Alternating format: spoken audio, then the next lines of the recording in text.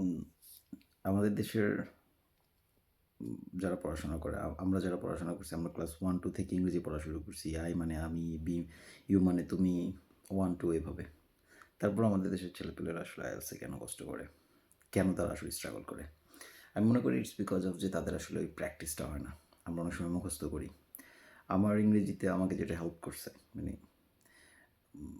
not only in IELTS exam, but to be continued my regular communications in IELTS, in English with any other people. আমি কীভাবে শিখছি? আমি প্রচুর ইংরেজি movie দেখতাম।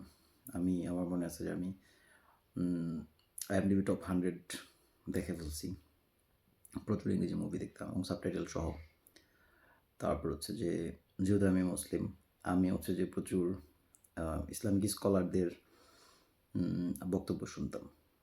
সো আমার একটা সাজেশন থাকতে পারে যে যারা আসলে মুসলিম আছেন, তারা ইসলামিক স্কলারদের বক্তব্য শুনতে পারেন, প্রচুর মুভি দেখতে পারেন, ইংরেজি মুভি দেখতে পারেন, গান শুনতে পারেন, পডকাস্ট শুনতে পারেন। এখন অনেক ইন্টারেস্টিং পডকাস্ট আছে, এগুলো অনেক হেল্প করে, আমাকে করছে।